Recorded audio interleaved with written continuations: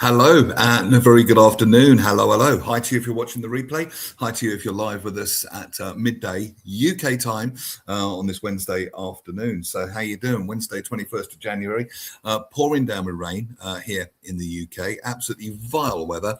I'm thinking that won't be the case for our next guest, because everything I know about where this lady is from, it's always sunny and it's always beautiful. And I get my whole knowledge of that from Neighbours and Home and Away, which is terribly sad.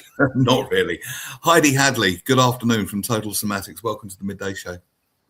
Hello, Neil. Nice to be here. I'm English actually, but I do live in Australia. So I'm originally from Worcester. Oh, right, lovely. Yeah, I was going to ask you where you originally. I was going to try and place your accent, but I don't really hear one. I don't hear Worcester, and I don't hear Australia. Maybe I need to hear you talk. Maybe I need to hear you talk a bit more.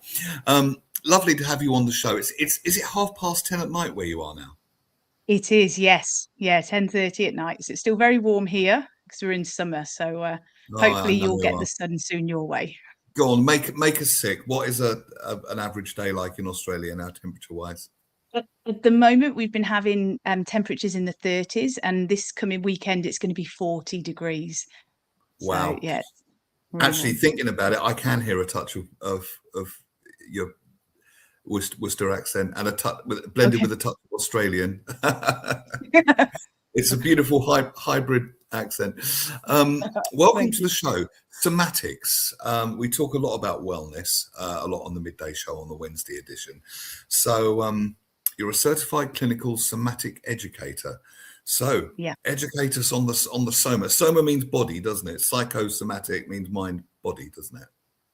It does. So with the soma, that encompasses, I would say a soma is a giant sensory organism. So we're all this giant sensory organism, we're soaking in, and our life experiences mold and shape us to who we are today.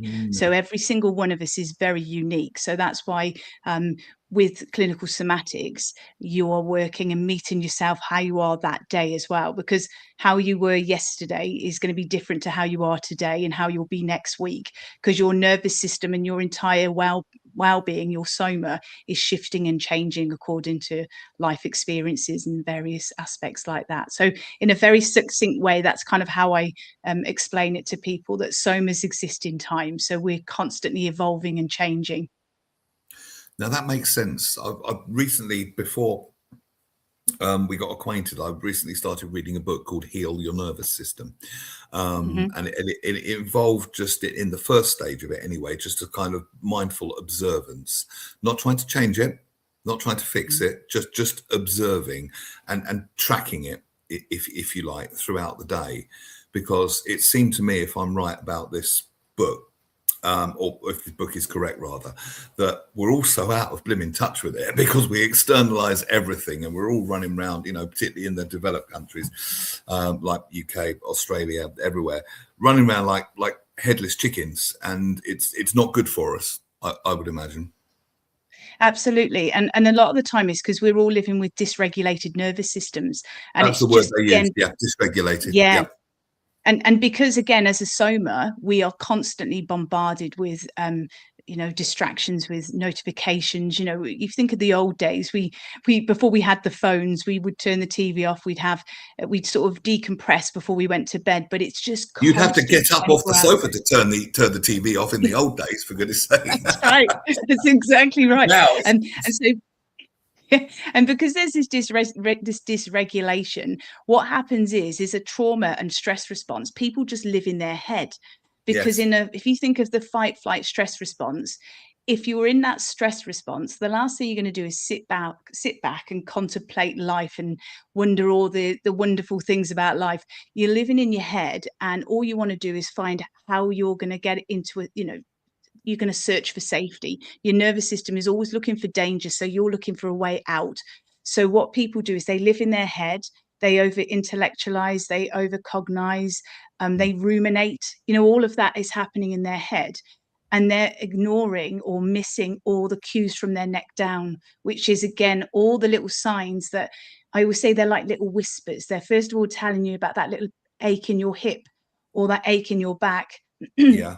And you just keep suppressing it, you keep pushing it down, Yeah. But then that whisper gets louder and louder to the point that it stops people. It causes them chronic pain, recurring injuries. It affects their posture. And the thing is, like, I teach a lot to do with reducing muscular tension and pain, like full body pattern of contraction, all the tension that builds up in your body. And that changes your posture. And when your posture changes, it changes your neurophysiology and your neurobiology. So it will take you back into that stress response, either the feigning death or the fleeing and fighting. So with the posture and the muscle tightness and changes, it actually changes your hormones in your brain. So you've got people running around on different levels of spectrum. You've got the high functioning anxiety people, and then you've got people that just want to close the door to the world. They don't want too much drama. They're really quiet. And so when you get these people in society as well, there's a huge clash. And we saw that, like with COVID, when you've got dysregulated nervous systems, one end to the other. So yeah, it's a huge subject, but it really impacts everybody. It's amazing, really. How did you get into this? I started when I lived in England. I worked in neurophysiology at the University Mm. Hospital in Birmingham, and I Mhm. loved working there. But I felt that I was just working in a diagnostic area, and I wanted to actually do something to help people. So I started training in all my therapies, and so really loved the nervous system and wanted to carry on with that. And then carried on and then emigrated to Australia and set up Yes. a wellbeing. Yeah, and then my husband and I moved here. We've set up a wellbeing centre. So although I serve people locally in South Australia, we've built Total Somatics, which is a global online membership. So we serve people in Brilliant. over 47 countries now, and that's over 70,000 people have been helped with clinical somatics. So That's impressive. I mean, I've had a look at your website, your resume, if you like. It's yeah, absolutely stunning, I have to say. So well, thank congratulations. you, Really, thank really good you. work. And no problem. And it is so important as well. Just for the benefit of those watching, why does this matter so much? I think I know, It's but re- Um, it's really important because we all want to be able to have, I always say we want flexibility, resilience, bandwidth, and capacity within our nervous system. I like those four words because I think it covers a lot. And with many, many people, they're just, as I said, they're living in this go, go, go, this fight or flight stress response. So if we can actually manage our nervous system, that has a ripple effect for everywhere else, because we live in a society where people are pushing, forcing, it's all this effort.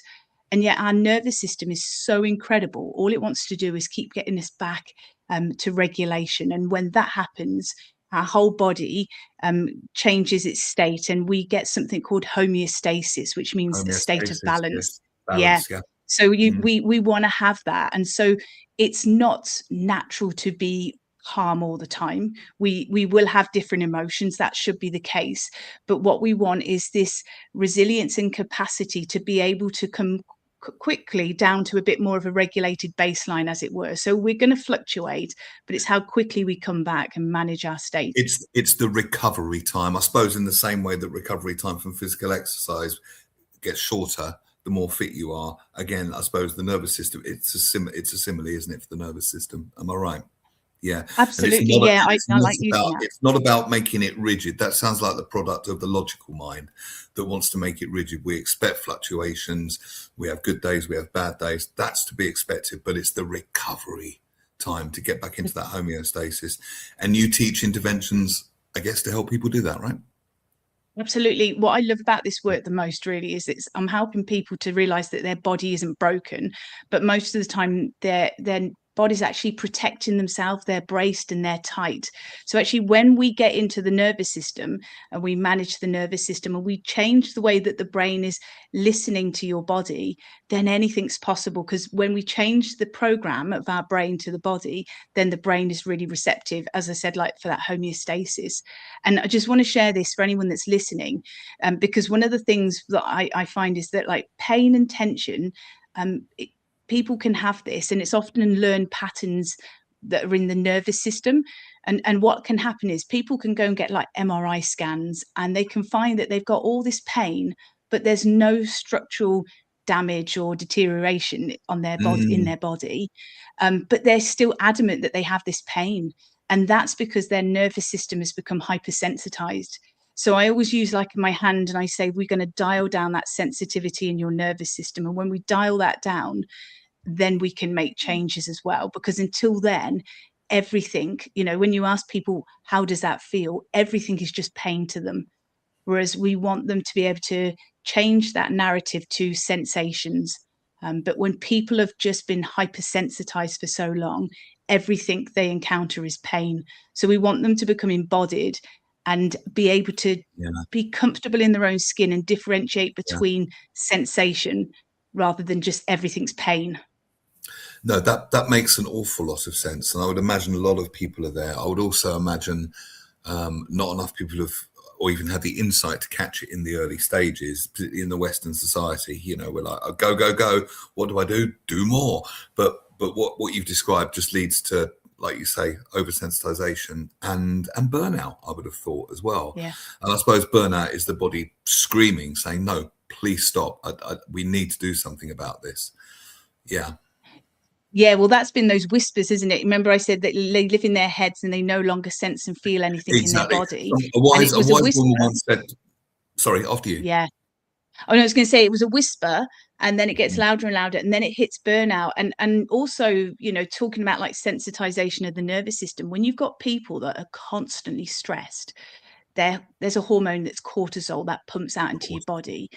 Yeah, and it's highly inflammatory. It creates a lot of inflammation.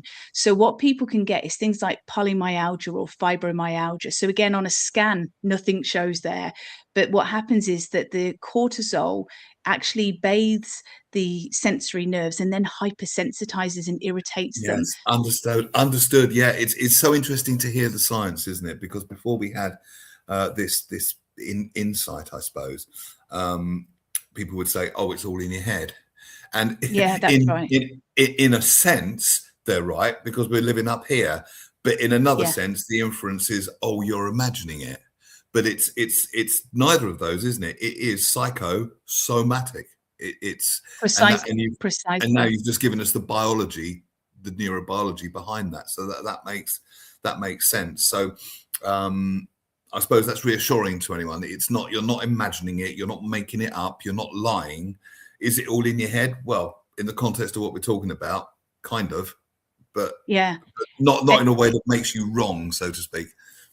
And that's a great point, Neil, because I'll often say it when I'm teaching to people, because remember in the old days, people would go, it's all in your head, that was a really derogatory kind of statement, not very empowering. It's been used in a very derogatory sense. Oh, pull yourself together, you just make it all up, it's all in your head. That's right. And all that. Yeah. And I often say to people, think of phantom limb pain. For years, people would have had a limb amputated and they'd go back to the doctor and say, I'm in pain. And the doctor would talk to them and say, well, it's all in your head because your leg has been amputated. How can you possibly have pain? But in your brain, you have a brain map and each part of your brain represents different parts of your body. And that's what we work through in clinical somatics. But you see, in their brain, that person that's had an amputation, in their brain, that part is still very much alive and it's locked onto the memory of pain and sensitization. So that's why that's why it's such a good example to say to people, we've got to work with your software. And that's what clinical somatics does, is it's not about stretching and it's not about pushing. It's actually about retraining your nervous system. And I always keep saying your software, because that's what it is really. It's updating your software, because up until now, most of us are just living habitually. We do this. You think about it. You do the same thing every day. You roll out the same side of bed. You have your same routine of what you do in the morning. You get in your car. It's all habitual patterns, and it creates that tightness. But those habituations are also in other situations. So, and that changes your brain. So, just wanted to bring that in. But also, if anyone's listening, just to be reassuring them that it's when we change your brain and change the software, then we can make a lot of changes and break those habits that are often causing us that recurring injuries and pain and postural problems. That would explain people that seem to be accident prone. Yeah, that's right. Yeah. Or clumsy. Because I know many people like that, and they're great people, but they're clumsy. Me, I go the other way. I would over ruminate. Yeah. And when when you mentioned earlier about being braced and tight, we were talking about that side of things. That kind of falls into the clumsiness as well, because if your muscles just stay habitually tight, there's less stimulation for your brain, so it goes into a bit of a slumber, goes into a bit of autopilot. So like your spatial awareness and how it's called proprioception, but how you move and operate in space, Yes. that can get dulled down. And so that clumsiness and that the balance aspect, all those sorts of things, that's when we don't keep updating the software in our brain, and that So leads to tightness again. And the patterns of tension can be like rotations of the pelvis. We can have one hip higher than the other, we can have one shoulder dropped. All of that will affect our balance and our proprioception. I'm going to pop a comment on the screen. Then I want to dig a little bit deeper about how you intervene and do these things. Soma seems to fit, says Ian in Surbiton, with my belief that we're the product of all our ancestors' thoughts. Now, this goes a little bit deep, doesn't it? We are the current source of development that we be in our descendants. I would say yes, possibly.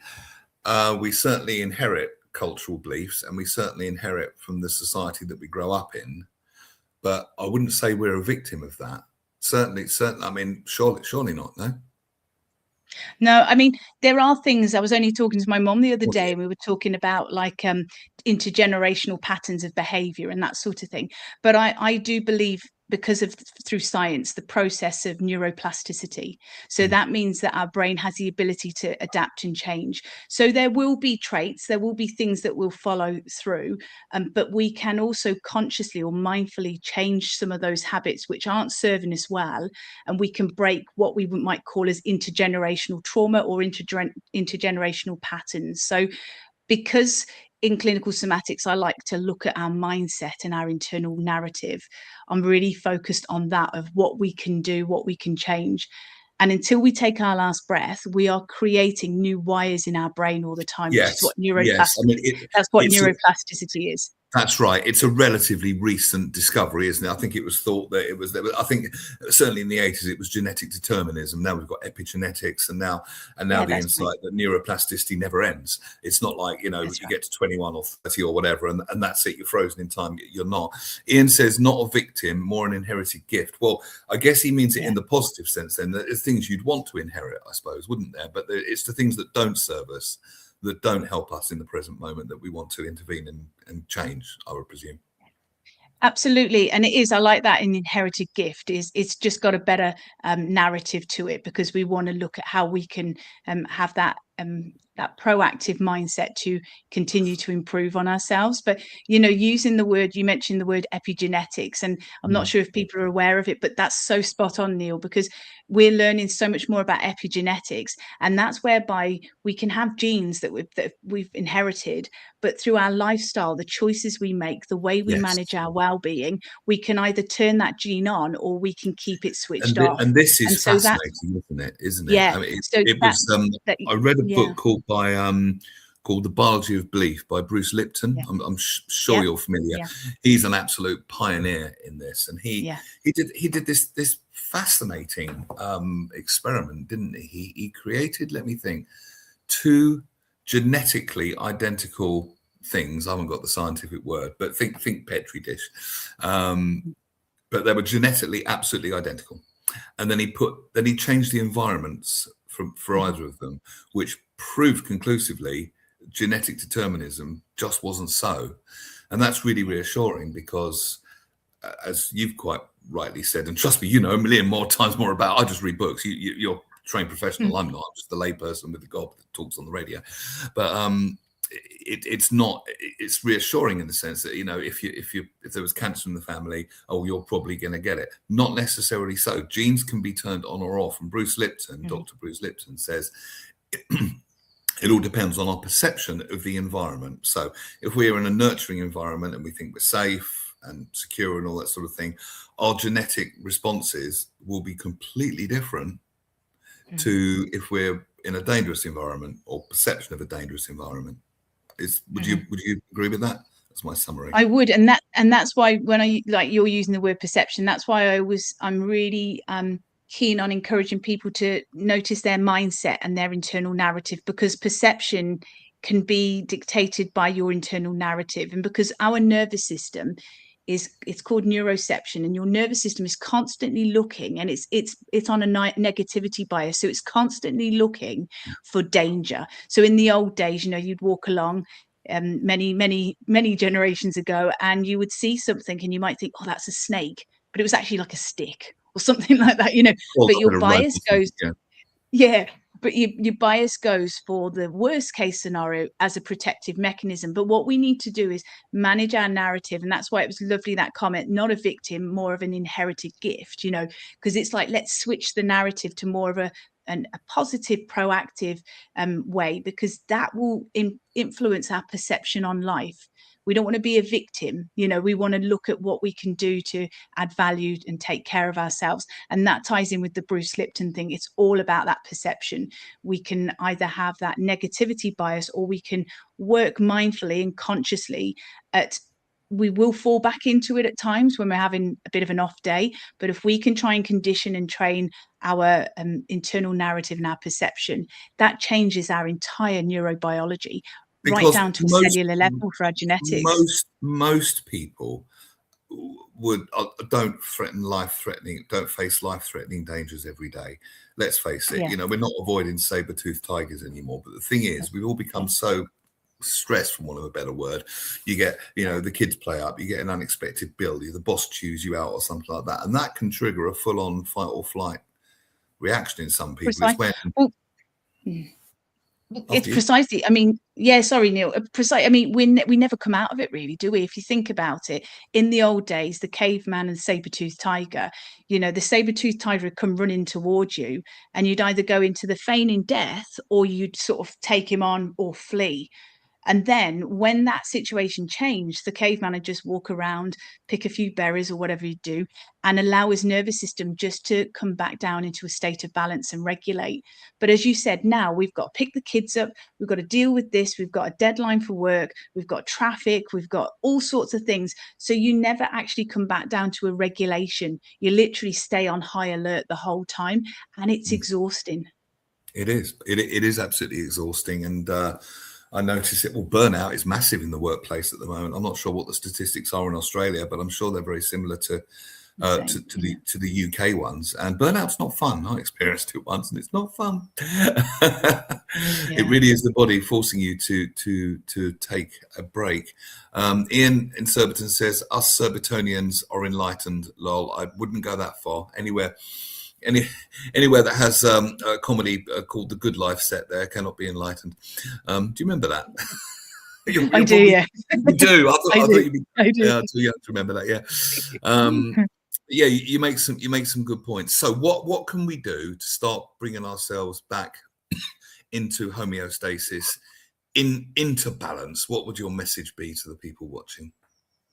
I'd encourage people to start learning that they don't have to push harder. They don't have to keep over efforting or you know, trying to suppress those feelings. What you want to do is look for little moments in the day where you can just, and it might just be when the kettle's boiling, you know, and you can just look out the window and just take those few minutes while the kettle's boiling, couple of deep breaths, but just look out and maybe the trees in the, you know, waving in the wind. It could even be, I say it to so many people, if the only place you can get a bit of peace and quiet is sitting on the toilet, just go to the toilet and do a few deep breaths there, you know. And if I always say, like, little micro moments throughout the day is going to be better than trying and put aside an hour, because a lot of people, because that's effort all over again, isn't it?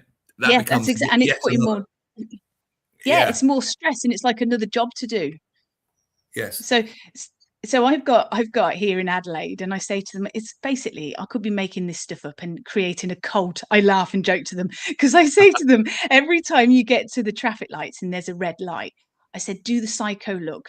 And so I get them to turn their head really slow and let their eyes follow.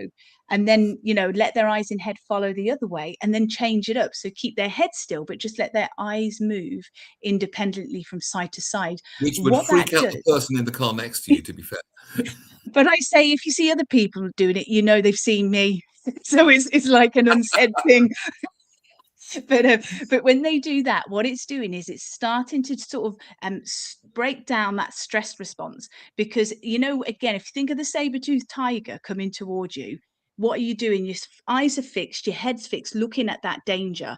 That's no different to when you're tapping away on a computer all day or looking at a screen. So we're reinforcing the stress response through your eyes, which is the first part that will stimulate that stress response. So when you're doing your psycho look at the red lights, if you do your head and your eyes in separate directions, you're breaking that stress pattern and allowing for something called differentiation. So it allows your nervous system to basically learn that it doesn't have to be in that frozen look state. It can be really challenging. Did you But say it's, turn your head one way and the eyes the other? well, you can do variations. What you want to do is change direction. So you can do different things. So you could look straight ahead and then just turn your head to one side, come back to center, turn to the other. But then you can change it up by letting your head go one way and your eyes go the other.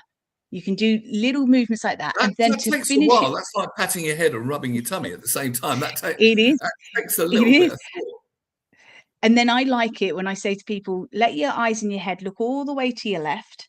And then very slowly let your eyes track everything in your visual field as you come all the way back through to your front. You'd go really, really slow all the way to your right hand side.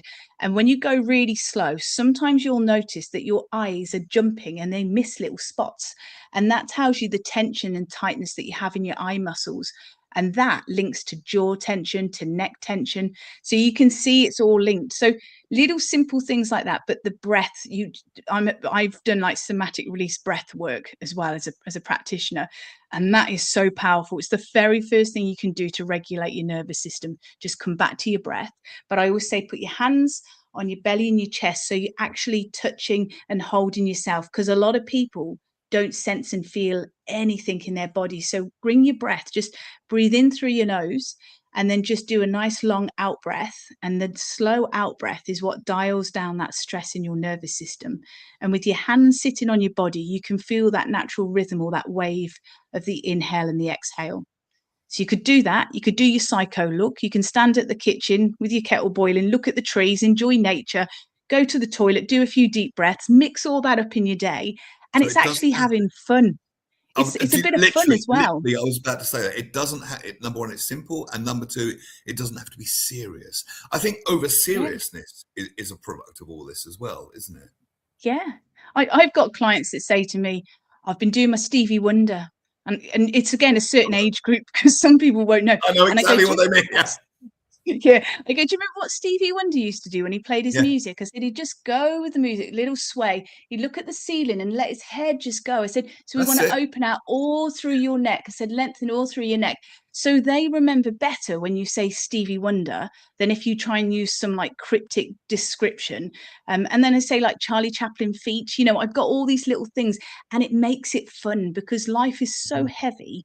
It's actually Mm. really nice to have fun little labels like Psycho Look and Charlie Chaplin, and they remember it. And that's what you want in clinical somatic education and in adult education. You want to make it fun. You want people to know the why behind it, and you want it to stick. And it sticks when you give a really strange name. So Yes, yeah. no, I know exactly what you mean by the Stevie Wonder, and I want. I mean, because animals have this.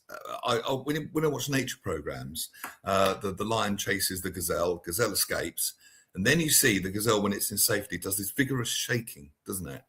And Yeah, that that's right. in my, I think I'm right here. Tell me if I'm not. And that's their nervous system recalibrating and resetting, because afterwards they've forgotten all about it.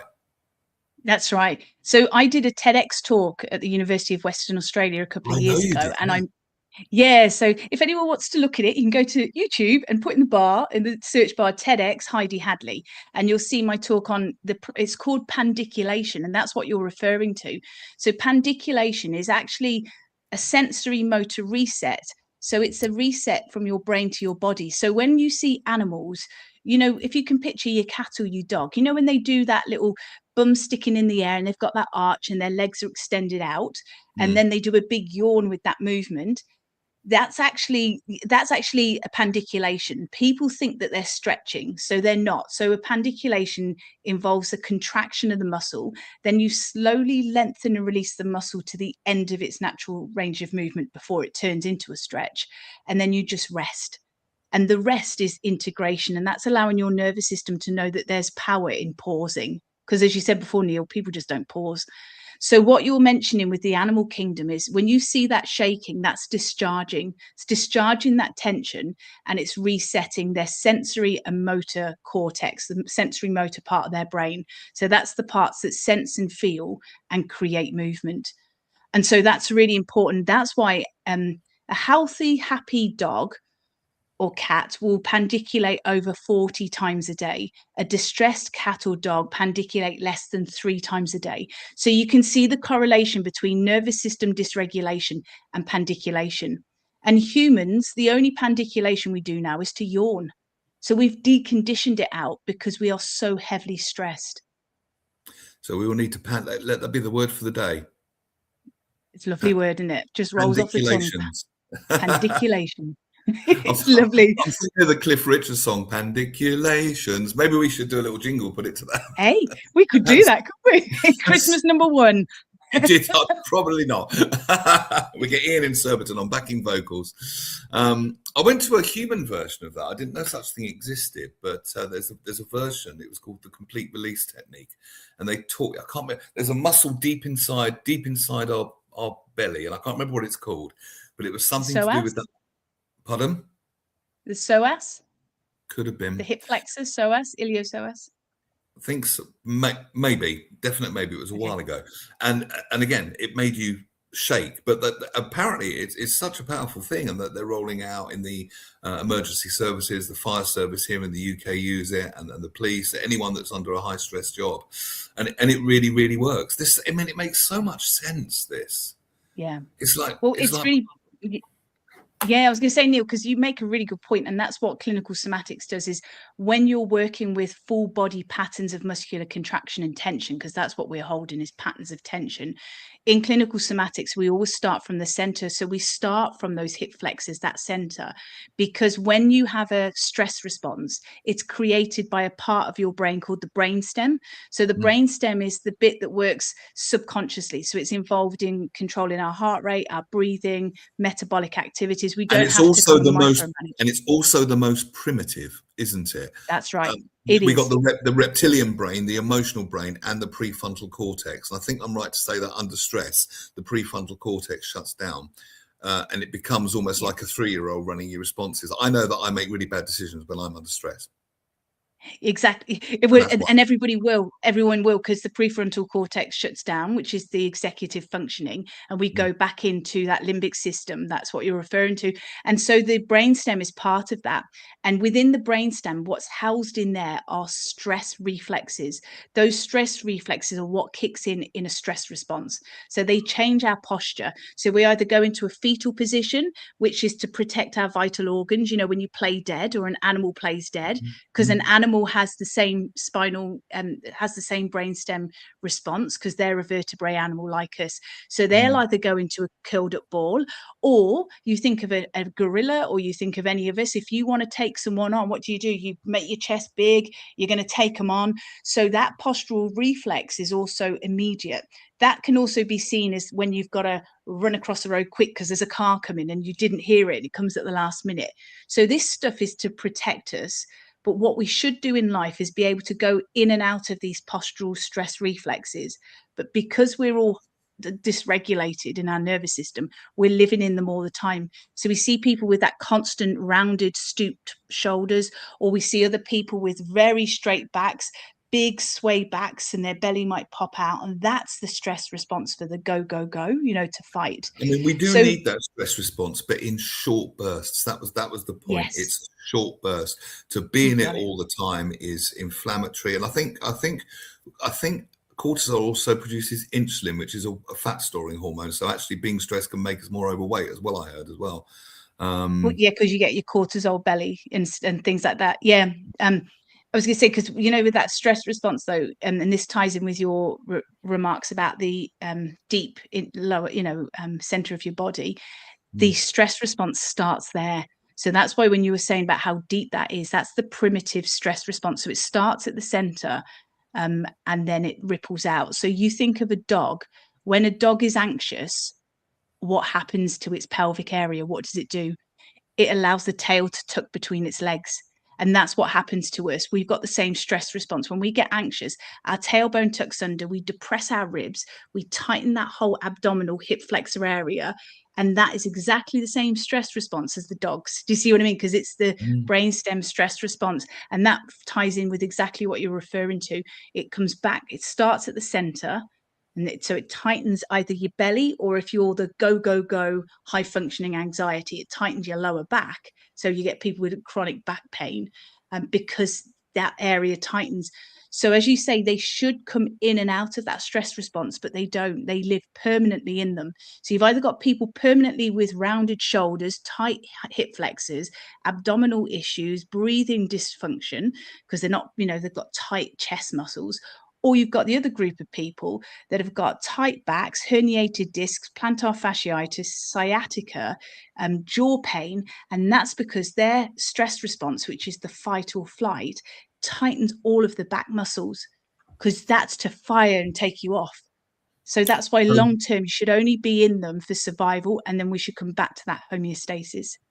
Okay. And we should be able to master this to some degree and go in and out of these states at will, given that there's not too many saber-toothed tigers about. I mean, does psychology help as well with things like reframing?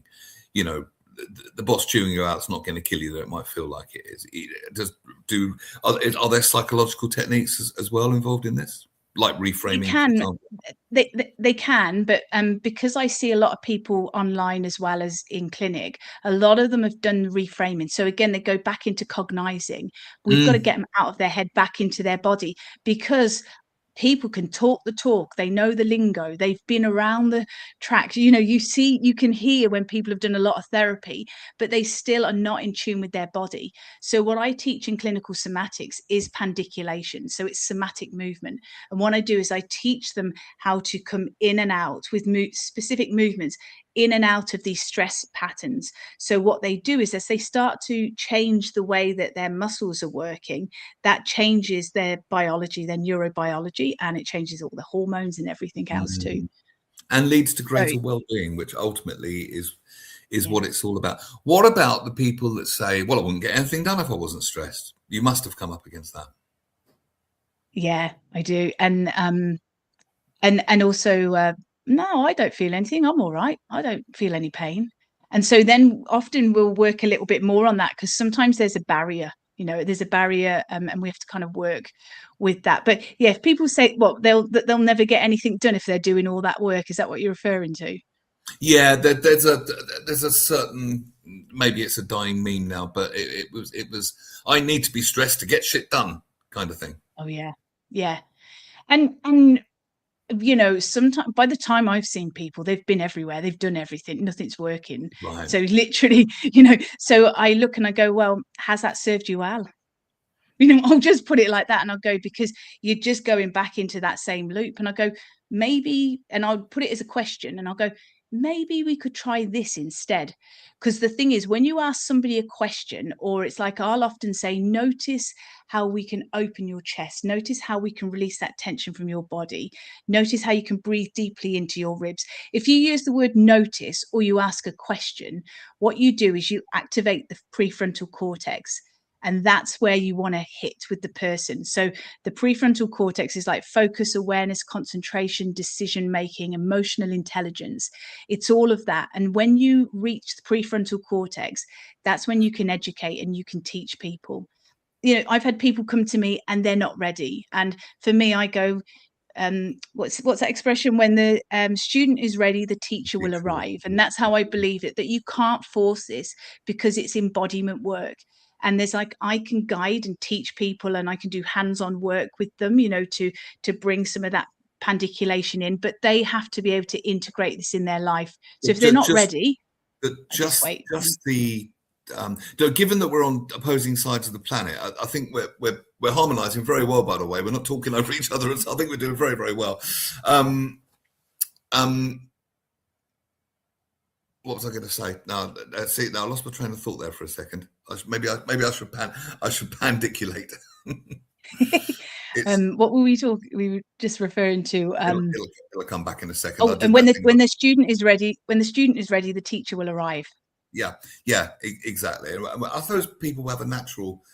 No, that's where we were. It's like people that say, "Oh, I need to get everything done. I need to be stressed. I need to be angry to get stuff done." I know people like that as well. And none of that. And that's what I was going to say. Sorry, but the very idea of, you said you can't force. The very idea of force is antithetical to everything that you teach. I imagine. If anything, it's yielding. If anything, it's allowing. If anything, it's the yang, not the yin, isn't it? It's the, if you like, the female energy, not the male energy, put in its most primitive form, I suppose. Yeah, it is, because clinical, and that's why I say clinical somatic education. I don't say clinical somatic exercise or anything like that, because it's education. And what it is you're teaching them movements to release those patterns of tension from their back, their shoulders, so it's all these different movements that they're doing. But when you start pandiculating, you do dial down that sensitization in your nervous system. You start to relax. You can feel how you're becoming more grounded. And the truth be told, the only way that you're going to retain that information and make change is when your nervous system feels relaxed. When your nervous system is relaxed or just more regulated, you're more conducive to learning and then retaining that information. If you're pushing yourself and stressing yourself out, you're in survival mode. It becomes like just another thing to do, isn't it? That's right. Yeah. It's like having a holiday, but worrying you got to pack 20 suitcases for the kids. It's not a relaxing experience. No, I get yoga. Does that help? Is that connected? So yoga's different to clinical somatics. So with yoga, that's more about like breath and posture and stretching. So there's a lot more stretching with that. So with somatics, it's different because we're using the process of pandiculation. So that's what changes it to yoga.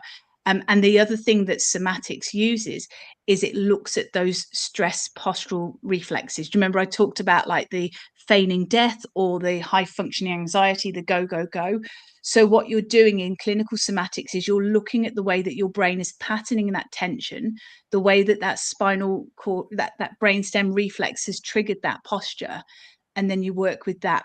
Because what can happen is that, and I see a lot of yoga teachers, they do a lot of stretching and they overstretch and they cause a lot of laxity, a lot of issues to their muscles, and it creates a lot of joint pain for them. So in their private life, a lot of them in their private life do clinical somatic movement and pandiculation because it's gentler on their body. They've spent many years pushing and stretching. And so what starts to happen is that they have to change tack with the way that they're working because of that. There's a lot of injuries that have happened because of that. And one of the big things is, and I see, again, because of the people that I've seen over the years, is sometimes the type A personality people will go to something like yoga because they go, this is going to relax me. Yeah. But a lot of those postures like cobra or the back bends, they're reinforcing the stress response, that spinal cord, that brainstem stress response, which is tightening the back to take them into the go, go, go, that fight or flight. So what happens is there's a subconscious reinforcement and reconditioning of a dysregulated nervous system. So they might look like they're doing all these great stretches, but deep down they're reinforcing with a heavily contracted back. They're reinforcing the brainstem stress response. So that's why it's really good to actually get to the neurophysiology. And that's why I say to people, that's why, again, going back to what we started with, somas exist in time. When we do the movement classes, when I teach movement, I guide them through the cues and they've got their eyes closed and they're doing the movement because it's really powerful that they interpret those cues, and I keep them real simple and I repeat them because they'll repeat those pandiculations over and over. But there's an extra reinforcing of taking that information, programming it, computing it, and then creating that movement in their body. So they are truly embodying it. The more we do it, the more neural pathways we will build, and the easier we can access it. And then I suppose you're approaching the skill mastery. How long would it take if someone comes to you and they're in serious need of pandiculation? I love that word. What's a realistic time frame, Heidi? It depends, because I see a lot of people with complex PTSD, all sorts of things, down to repetitive strain and that sort of thing. So it depends, but because your brain is so incredible, by the end of their first pandiculation they are amazed at how quickly things change. And that's why I take it back to them and I go, that's your brain that did that. Because they go, oh, you did that. I go, no, I kind of facilitated, but your brain did that for you. And that reinforces a trust back to them, because up until this point, they've been everywhere. They've been given conflicting diagnosis and prognosis. I've got clients that are like in their early 50s and they've had back scans and they've been told that they've got a back of a 95-year-old and not to bend and twist. Well, that's What not that that does helpful, to is the it? nervous system and hypersensitization of the nervous system, what do? They get more anxious and they're going to brace and get tight. And then Yeah. it's just going to make their problems worse. So you reinforce to them that they've got that capacity to change. I think this reminds me of when I was doing some NLP. Sometimes I'd help someone make a very quick Yeah. change, as NLP can be so fast. They're like, wow, you're a wizard. I'm like, no, I'm not. You hold the power. I just facilitate it. And it's the same here. And again, this comes from our externalizing things, doesn't it? But but I think what you do reinforces something much more important, which is self-trust and the It ability is. to self-care and to know that we have these inner resources that, if people know how to press the right buttons, can be accessed. That's a tenet of NLP. We all hold all the resources that we need all the time. We just need a key master, someone to press the right buttons, so to speak. But it's not magical fairy dust, and we wouldn't want it to be, really. No. And what it's doing in all of this is building a word that's called interoception. So that means that we can sense and feel and read ourselves from the inside out.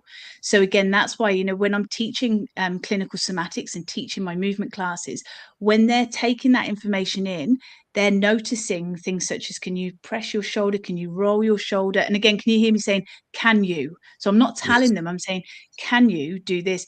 And it's increasing their internal awareness of what they're moving.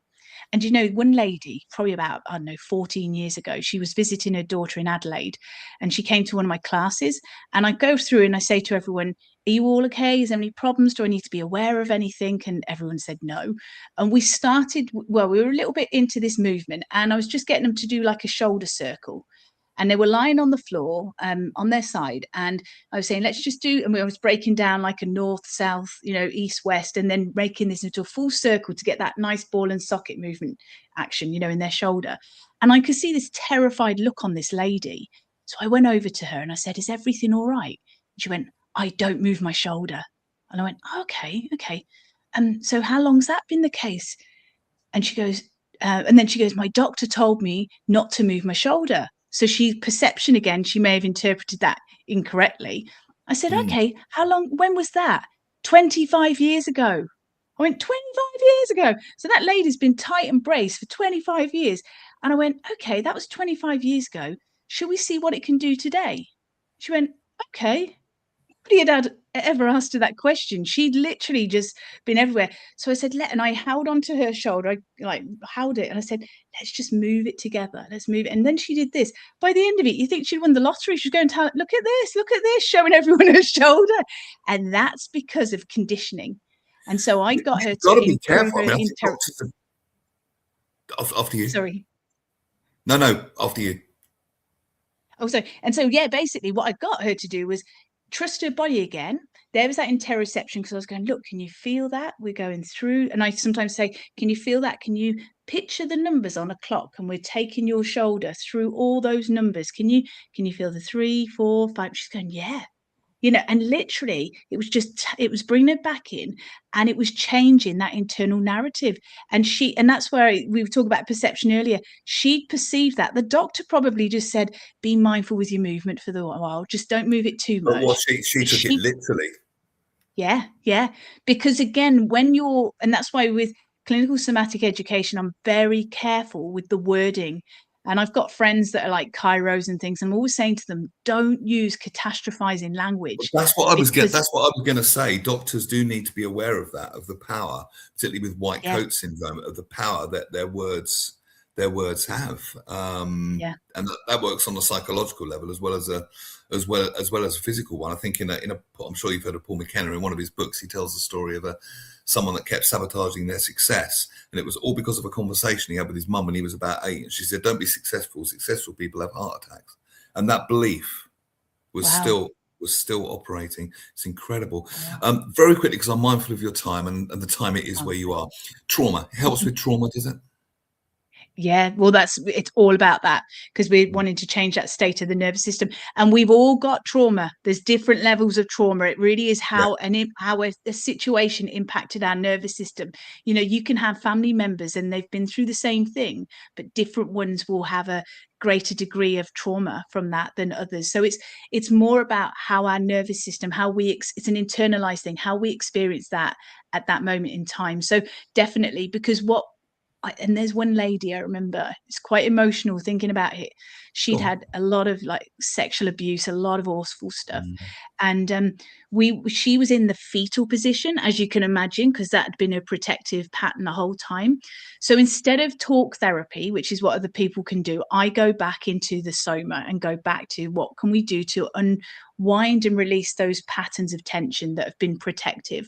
So I was just we were doing rib release techniques. And she just, at one point, the ribs just released. And she said to me, she goes, "Do you know what this image comes into my mind?" She said, "It feels like the ribs have been prison bars to me for all these years. And doing this, it's like I've just opened the door and I can leave the prison." I always remember that, because I'm like, wow, that's powerful. And that's the thing, is you hold so much trauma, so much in your body. That's why I always say to people, when you're doing clinical somatics, feelings and emotions can come up, you know, all sorts of things can happen. And what we want to do is just acknowledge them, notice them. And if you want, just stop what you're doing for the moment, take a few deep breaths, like the clouds in the sky, just let it waft away. Don't put a label or a story to it, because we're more sensory than motor, and we can't put a story and a label to everything that's happened in our life, but our body holds it. So you just let it go, and then just resume, go back into that practice. And it's that whole thing, isn't it, Neil? You know, the old thing of peeling a layer off the onion, you know, everyone uses that, but that's what clinical somatics does, is you come into it. And I always say, don't have these expectations, because again, you're living up here. Just experience, embody, and just be curious. And when you're over expectation, I think you're fascinating. Curiosity, a fascinating lady. I could talk to you all day, but I'm mindful that it's probably about 11:30 approaching now, about 11:20 where you are now. So I probably should let you go to bed. But thank you so much. Thank you for having me on the Midday Show, or the 11:20 show where you are. Thank you so much. It's been lovely to meet you. And if anyone's watching this video, there's some absolute nuggets in here of information. And if people would like to learn more about your work, it's on the screen, HeidiHadley.com. And if you go to YouTube and type in TED Talk Heidi Hadley, some more brilliant insights there. And once again, congratulations on absolutely everything that you've done. I mean, if you look at your website, it's an absolute cornucopia of fantastic achievements and much needed work in the world today, I would say. Very much so. Thank you. Thank you. Can I just give a little plug of my podcast? Because I do have a podcast, and it's called Somatic Movement and Mindset. So I do little episodes on that. So if anyone's interested, Somatic Movement and Mindset. And I edit podcasts. Can I say hello to my family? Can I say hello to my family that might be listening? Of course you can. Do you want to say any names? Do you want to shout out while you're on the radio? So to all my family in Worcester, and I've got family in Lincolnshire, and then Herefordshire and Somerset, and hopefully I haven't missed anywhere else out. If I have, sorry. So they're all over the place. So There we go. Brilliant. Lovely talking to you. Thank you. Please keep up the good work. Keep in touch. And what I'll do, I'll send you this footage as well. So if it's useful for any marketing purposes, please feel free to use it. Oh, bless you. I really appreciate that. Thank you so much. Thank you for your time. It's been brilliant. Oh, thank you for yours, Heidi. I better let you get to bed now. Take care. There we go. What an absolutely lovely lady, and fantastic insights there. If you're watching on the on catch up on YouTube or any of the other marvelous platforms that we broadcast on. Just enough time for me to tell you, Russ and the gang will be back on Friday with the King of the Cravat, Phil Dave. We've got Jonathan Baz, theatre critic, and Chantal Ricards, the screen queen. Thank you for tuning in, and I'll see you Monday. What a great show. All the very best. Take care. Good afternoon. I'm going to go and pan